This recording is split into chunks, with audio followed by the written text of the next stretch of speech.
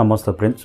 ఇంతటి గొప్ప అభిమానులను సంపాదించుకున్న జూనియర్ ఎన్టీఆర్కు హ్యాట్సప్ చెప్తూ తెలుగు సినిమా ఇండస్ట్రీలోనే కాదు, టోటల్ ఇండియన్ సినిమా ఇండస్ట్రీలోనే ఏ హీరో అభిమానులు చేయలేని గొప్ప పనికి శ్రీకారం చుట్టారు జూనియర్ ఎన్టీఆర్ అభిమానులు.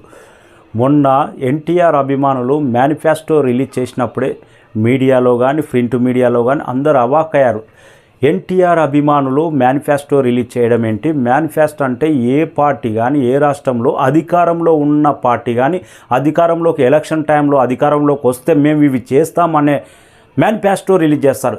కానీ ఎన్టీఆర్ అభిమానులు మేనిఫెస్టో రిలీజ్ చేసి ఒక్కసారి ఇండియన్ సినిమా ఇండస్ట్రీలోనే షాక్ గురి చేశారు. అంతటి గొప్ప పనికి శ్రీకారం చుట్టారు వీలైతే.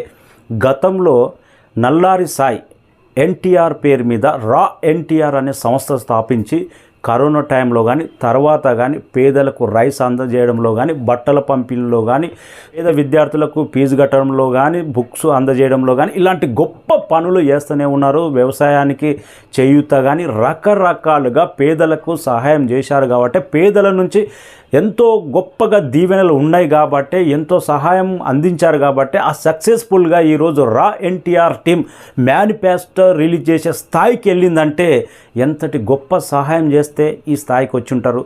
ఎంతో కష్టపడి ఆ టీం మొత్తం ఇంత కష్టపడితేనే కదా ఈరోజు మీడియా సమావేశం పెట్టి మేనిఫెస్టో రిలీజ్ చేసే స్థాయికి ఎదుగుతారు.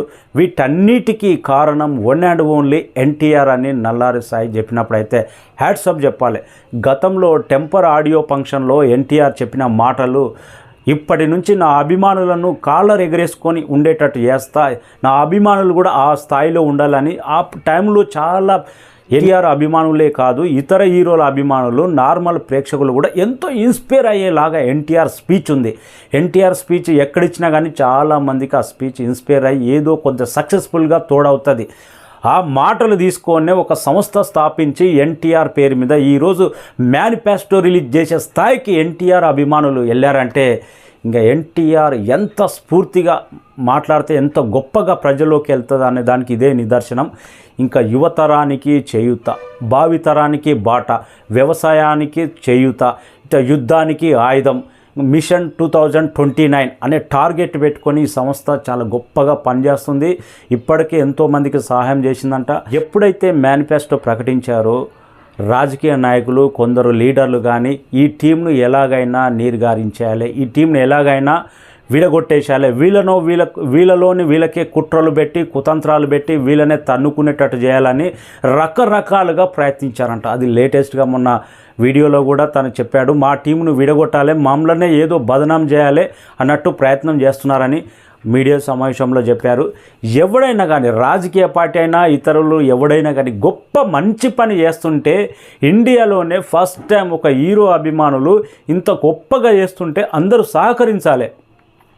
మనం ఇలాంటి పనులు సినిమాలో ఠాగూర్ సినిమాలో చిరంజీవి గారు చేస్తేనో, లేకపోతే అక్కడ స్టూడెంట్ హెల్ప్ తీసుకొని పేదలకు సాయం చేస్తానో, అవినీతి అరికట్టడంలో హెల్ప్ తీసుకుంటేనో ఆ సినిమాలో చూస్తే జైలు కొడతాం, సినిమా 10 సార్లు చూస్తాం.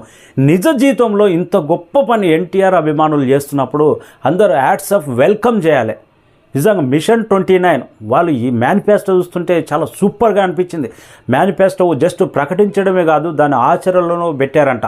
ఎలా చేయాలి, పేదలకు సహాయం ఎలా చేయాలి, మరీ ముఖ్యంగా స్టూడెంట్ మీద ఫోకస్ పెట్టారంట. పేద విద్యార్థులకు గొప్ప చదువు ఉండి కూడా చదువుకోని స్థితిలో లేని వాళ్ళకు బుక్కులు కానీ, డబ్బు పంపిణీ కానీ, వాళ్ళు ఉండి కూడా కుటుంబ స్తోమత వల్ల చదువుకోలేరు. అలాంటి వారికి ఎలా హెల్ప్ చేయాలనే ఇలాంటి గొప్ప నిర్ణయాలు తీసుకున్నారు. రా ఎన్టీఆర్ టీం మాత్రం హ్యాట్సప్ చెప్పాలి. ఫస్ట్ టైం నాకు తెలిసి అయితే ఇండియన్ ఇండస్ట్రీలోనే ఏ హీరో అభిమానులు కానీ ఇట్లా మేనిఫెస్టో రిలీజ్ చేసి పేదలకు ఈ విధంగా సహాయం చేస్తున్నామని ఎక్కడ చెప్పలే. వీటన్నిటికీ ఎన్టీఆర్ఏ స్ఫూర్తి. ఏదో ఫ్యూచర్ తరానికి ఏదో చేస్తాడనే ఒక ఆశాదీపంలా చూస్తున్నారు. రా ఎన్టీఆర్ టీంకు మాత్రం ఎన్టీఆర్ నుంచి ఏమన్నా సపోర్ట్ ఉందో, బ్యాక్ బోన్గా ఏమన్నా సహాయం చేస్తున్నాడో ఏం తెలియదు. తను కూడా ఫౌండర్ కూడా మాకు ఎన్టీఆర్ నుంచి ఎలాంటి సాయం లేదు, ఎన్టీఆర్ రాజకీయాలకు వస్తాడో రాడో కూడా తెలియదు, కానీ తన పేరు మీద తన మాటలకు ఇన్స్పైర్ అయ్యే ఈ గొప్ప కార్యక్రమానికి శ్రీకారం చుట్టాం. అందుకే ఎన్టీఆర్ పేరు మీద ఏదైనా మంచి జరిగితే మంచే కదా, రాజకీయాలకు వచ్చినా రాకున్నా మాకు సంబంధం లేదు, పేదలకు మంచి చేయడమే మా లక్ష్యం అనే టీం తీసుకున్న చూడు నిర్ణయం. హ్యాట్సప్. ఇంతటి గొప్ప అభిమానులను సంపాదించుకున్న జూనియర్ ఎన్టీఆర్. ఇంకా దేవర మూవీ గురించి అయితే అభిమానులు ఎంత ఈగర్గా వెయిట్ చేస్తున్నారంటే జస్ట్ అభిమానులు నిరాశ పొందారు.